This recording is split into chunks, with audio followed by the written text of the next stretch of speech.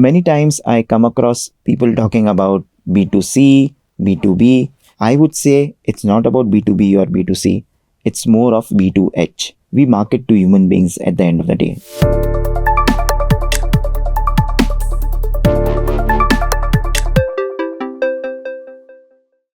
Hello and welcome to the HT Brand Leadership Series, a series of one-on-one interactions with top brand and marketing leaders who will share their industry insights and strategies that have helped shape their stories.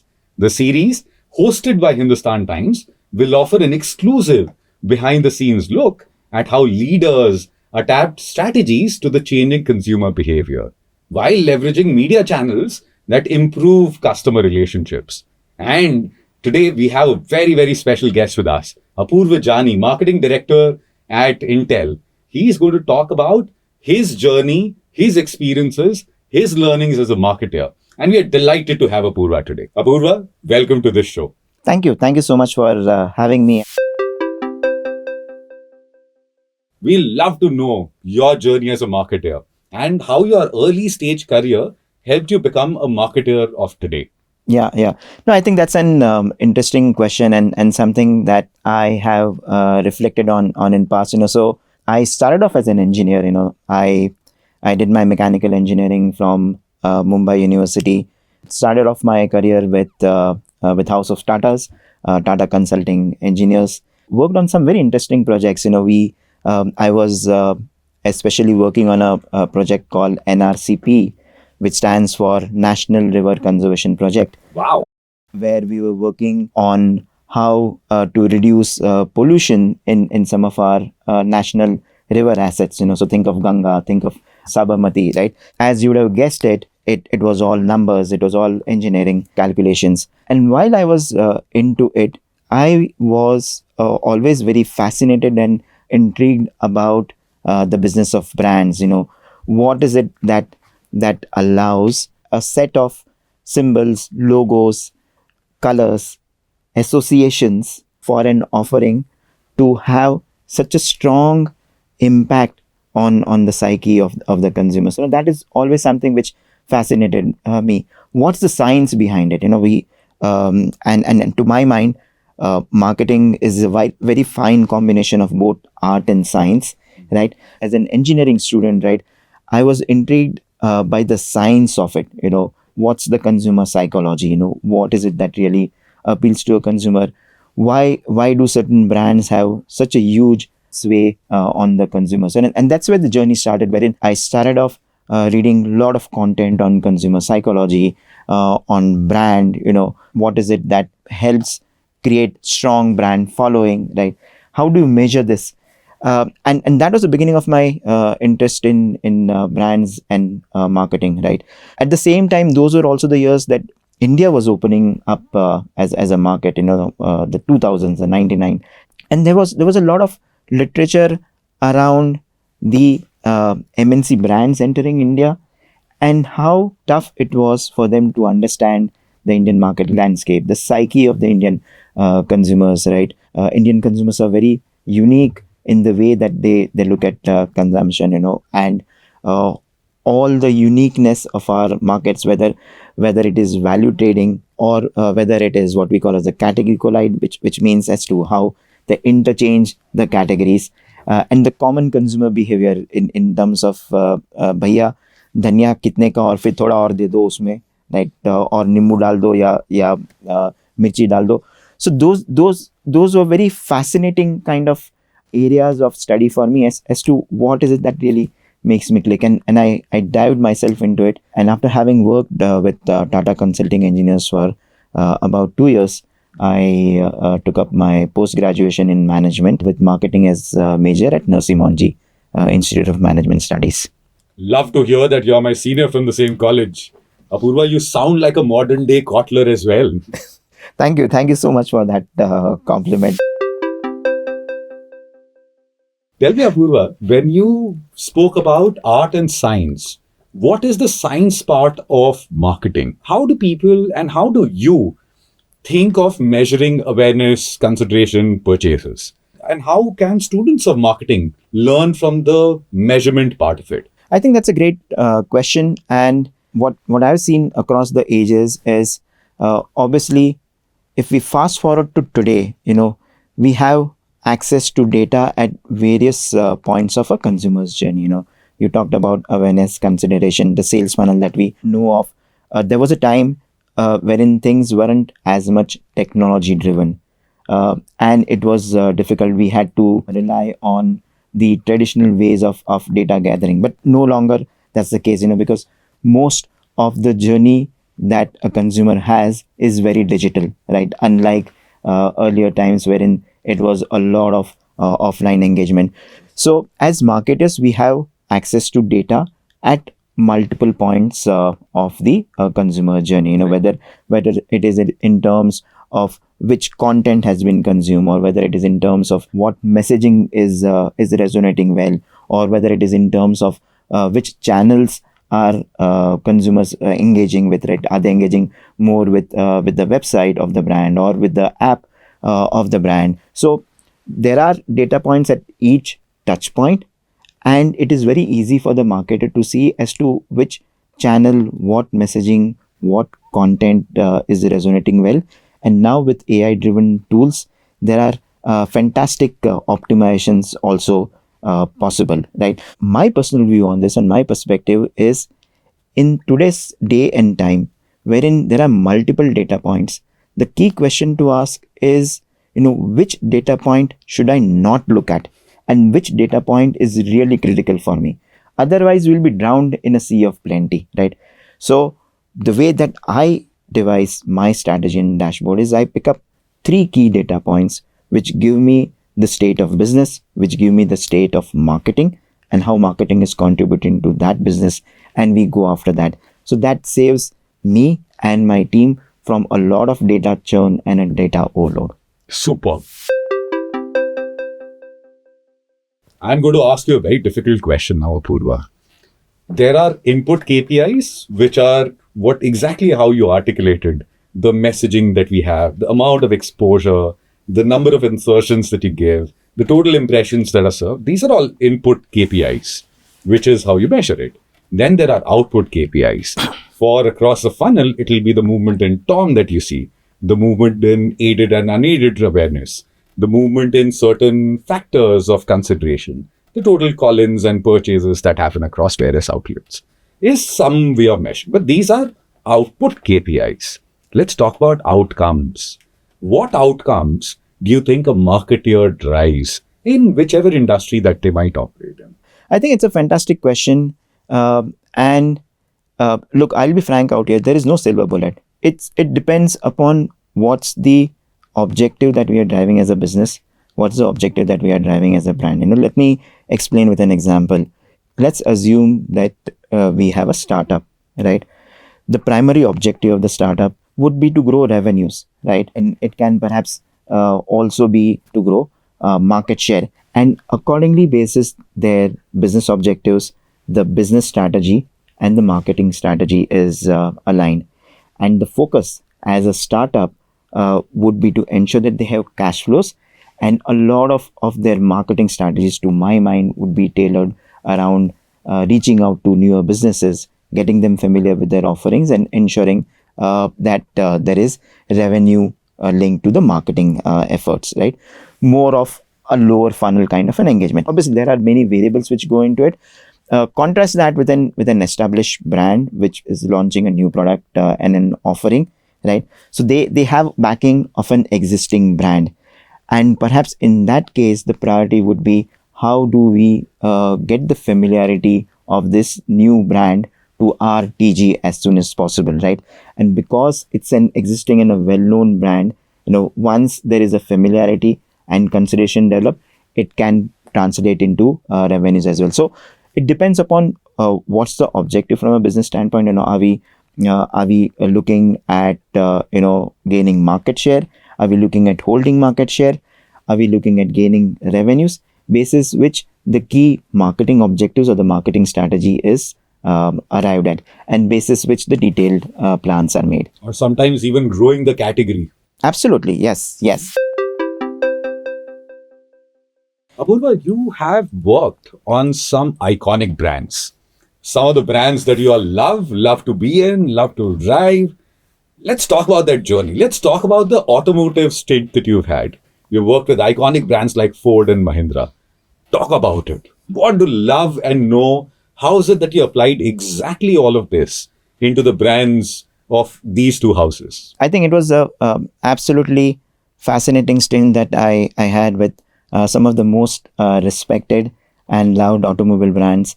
I've been part of Tata Motors' journey, their journey to introduce Indica into the market, right? 1999 was the year that Indica was launched by Ratan Tata. 2000 is when I joined Tata Motors passenger car business unit, and then had been on a journey with them across different brands, Tata Indica, and then Tata Indigo, Safari, and Tata Sumo. And then I shifted gears and worked with Ford, another iconic company, the first automobile manufacturer in the globe. I was responsible for the sales in the Western region. The brands that we are managing were Ford Icon, Ford Endeavour, and Ford Fiesta, which was just launched at that point of time. And of course, Love the Ford Fiesta. yes, yeah. And I personally owned all these brands, right? All of them? Not together at a point of time. Yes.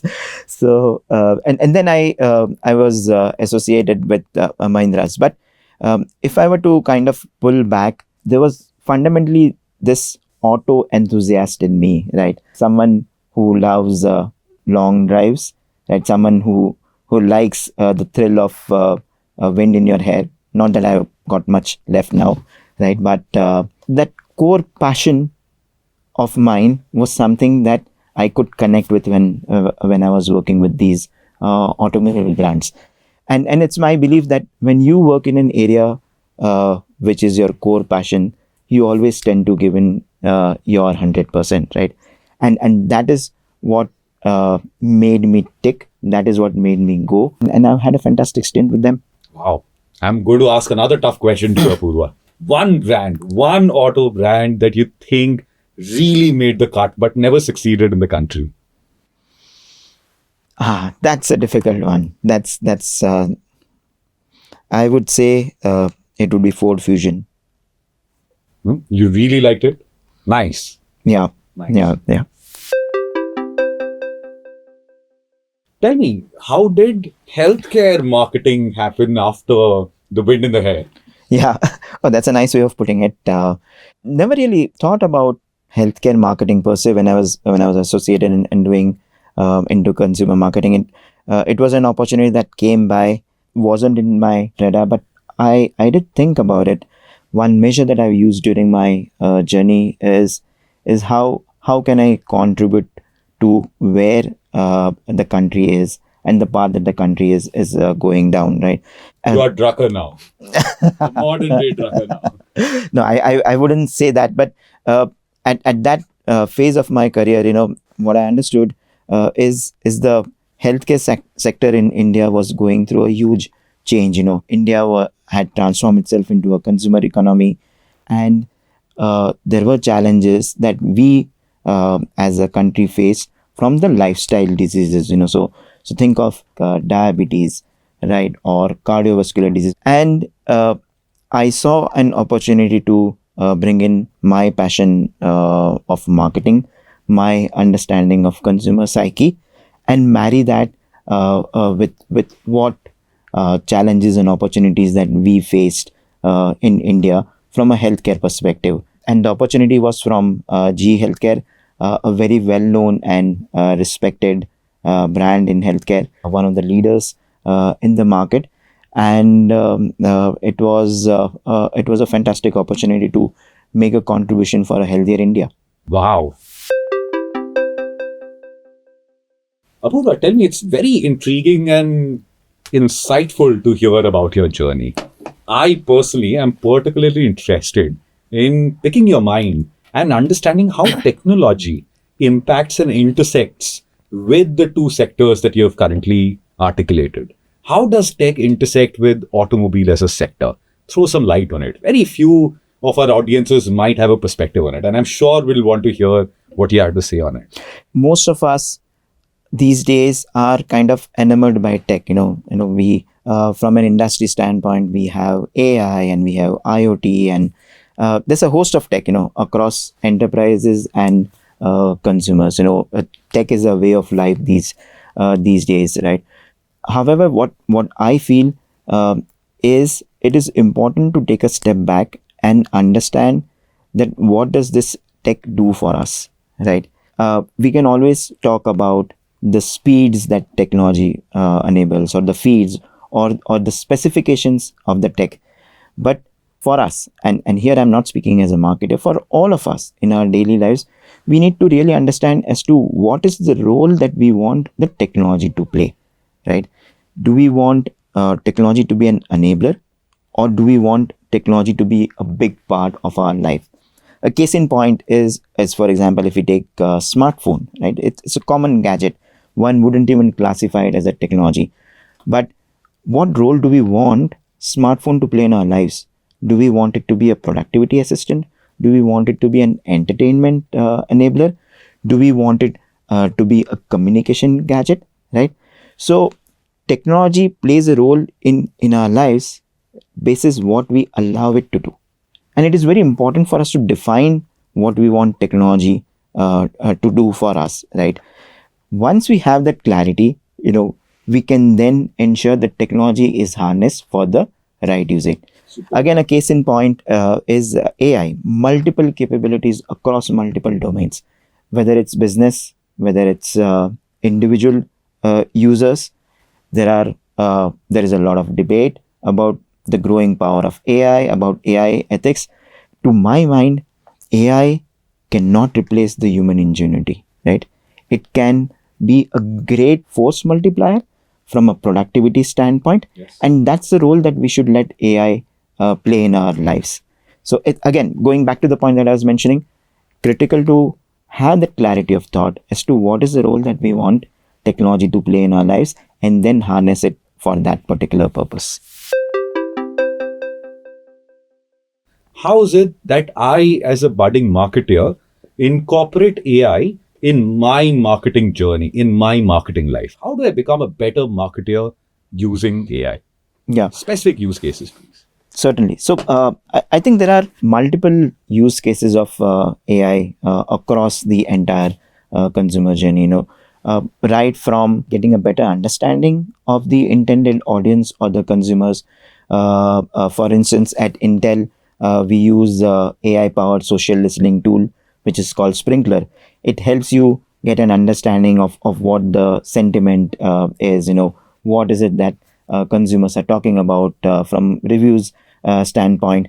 So there are a host of tools which can help you get an understanding of the consumer. Likewise, AI powered tools also help you optimize and fine tune the messaging, the content. There are various attribution models which can help you understand as to what kind of content, what kind of messaging, which creatives are clicked upon. There are also a lot of tools which help you dynamically optimize the websites, the landing pages, depending upon what consumers view. And then there are this AI recommendations. I'm sure all of us utilize Netflix or Amazon, where what we have consumed in past, there are recommendations that are thrown up. So there's an AI engine behind these recommendations as well. So these AI tools help us optimize, ensure that the content is served to the right audiences, the creatives are served to the right audiences, and there is an optimization from that standpoint. So a lot of efficiency and productivity enhancement is brought in by these AI powered tools. Superb. This is also a great opportunity to tell you something and to our audiences something that they might not be aware of. We are amongst the first and probably the only publisher to have a CDP tool in play, which means that we can customize cohorts and audiences, and the right customer messages can be given and directed to the right cohorts, led by probabilistic and deterministic data points and signals that we capture through the various consumption that happens across our entire network. The campaigns are sharper, they're bigger, they're better, and they perform as well. Yeah. Just wanted to share that with you. No, I think that's fantastic to know. I think it's important in today's day and age. Brands, they leverage the CDP concept. Obviously, first party data is very precious When do across you all think the brands. sunset will happen? I think they've just pushed it out now. I don't see that happening soon enough, but I also am familiar with the fact that most of the brands have begun on the journey of building on their first party database Yeah. and building on their CDP. So it's an important step forward for the marketing fraternity in that direction. Yes. It's a long dusk, as they say. Yes, yeah. It's a long dusk. Given your extensive experience across several industries, we'd want to know your evolution or the evolution that has happened within the semiconductor industry. People would have seen it, but they would have not interacted with it. I feel that it's a very grey space. I was a chip designer myself, and I realized very few people knew or even understood what I did.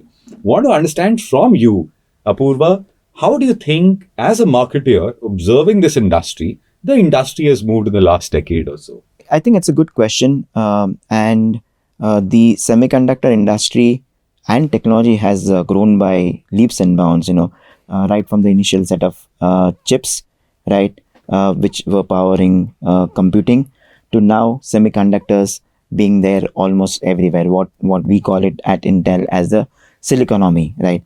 So from smartphones to smart cars to connected gadgets to the personal computers to commercial PCs, semiconductors are there everywhere. The challenge that we face as marketers in the semiconductor industry is how do we make it tangible for the consumers? Because semiconductors as an offering is not something that the consumers or the customers they interact with directly. So how do we make it real for these customers? The role that semiconductors play, right? How do we help them narrow their choice to a specific brand, right? And that's where Intel as an iconic brand led the path, right? Wherein despite being an integrated brand, right, we had a very famous line which said Intel Inside, right? So it was a kind of a trust which the consumers can look up to, that if a device is powered by Intel, then it has to be good. So those were the early days of semiconductor marketing. I believe that the basics and the fundamentals of the strategy have still stayed the same, right? Because as customers, they are concerned with what outcomes do we enable as brand, what do we do for them, and what's the value proposition that we have to offer, right? So the key priority or focus is in terms of highlighting how Intel powered devices or specific semiconductor powered devices enable better outcomes, better use cases, and helps consumers solve the challenges that they are looking for. A friend once told me that B2B marketing is boring. You agree or you disagree? I will only say that B2B marketing only has to be understood a bit better, right? Many times I come across people talking about B2C, B2B marketing. I would say it's not about B2B or B2C. It's more of B2H. We market to human beings at the end of the day. It's not that we are marketing to AI, or it's not that we are marketing robots. So whether it is B2B or B2C, we need to fundamentally understand what is it that drive people, what is it that drive their hopes, what is it that drive their aspirations, and how to appeal to them. So if we understand that fundamental layer of marketing, the distinctions between B2B and B2C, they melt away, and we are truly in that zone wherein we can help our consumers solve their challenges or present the opportunities that they want to build on. Beautiful.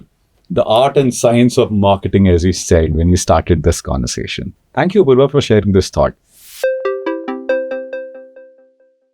I'm pretty sure that as the lines melt away, we'll have to, or you and tech leaders and marketeers in the tech space, will have to draw a line to understand technical aspects and the non-technical aspects of it. and then communicate it effectively to audiences. How do you do that in your head? It's important that we understand what's the technology behind the offering. It is important that we understand what does that technology do for your set of customers, right? And then there are various aspects of it, right? For example, what could potentially be the substitutes of the technology, right? What's fundamentally the value proposition?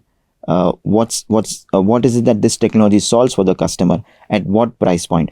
So as marketers, we also have to be good at understanding the role that the technology plays, right?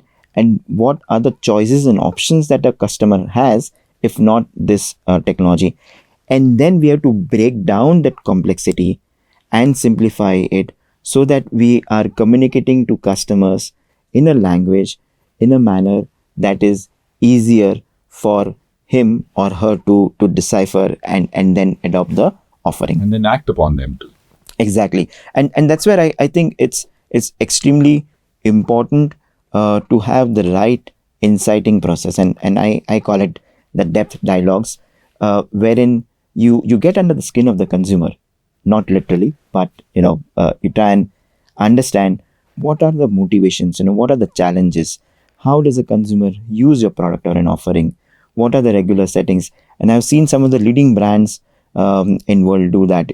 In fact, Intuit calls this process as follow me home, wherein they send their marketers to observe the customers in their regular environment, how they use the product, how they interact with it, what are the challenges, what is it that the customers are elated with.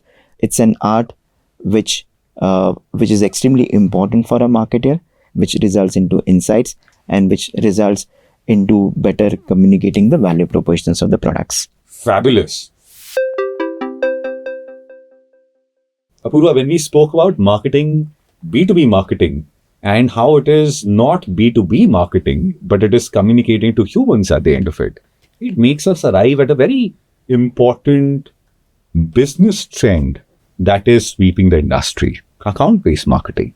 It has been used off late as such a rote, and it is becoming so sterile, and it is becoming increasingly very efficient yet inefficient. How do you observe this trend? I think account-based marketing is definitely a strategy which lets organizations focus on what's really important to them. I think as marketers, we need to be sharply defined in terms of which are the key accounts that we want to go after, right? And account-based marketing or ABM helps you do that. But there's a science to it as well. It involves deep discussions, it involves deep dialogues and understanding about the account that we want to offer our products and solutions to, right? So it involves, for example, insights into who's the buying circle within the organization that we are looking at. Who are the key decision makers in those buying circles? What are their motivations? What are their pain points, right? Because one size does not fit all. What will perhaps appeal to a CFO may not appeal to an end user of the offering. So an account-based marketing requires a data-backed approach and detailed understanding and insights about account, what I call as the account kundli, right? What products have they been using? What's been their experience? It also requires an intimate understanding of what is the account strategy. Where do they see themselves? How do they see themselves evolving in their industry? Because that's when it helps our product or our brand to really engage with the account, be their partners in the growth journey. You've spoken about a lot of things that brands should be doing. Imagine I am a SMB manufacturer communicating with B2B audiences. Tell me, you've spoken about 3 things that we should be doing as marketers operating in an industry like this. Tell me one common mistake that almost everyone does, and tell me that one thing that we should not do. Don't complicate. Simplify your messaging, simplify what you stand for, and your consumers will get it. Wow. Sounds so powerful. Apurva, when we look at this evolution of ABMs, where do you think the future will be at?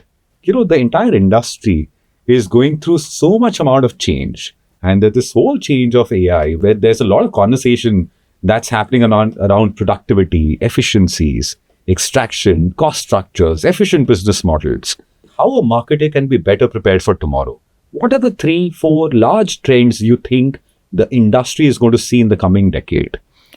I think one is obviously this huge opportunity that AI offers to us. So a marketer of future has to be someone who gets the MarTech stack and is very familiar with it, right?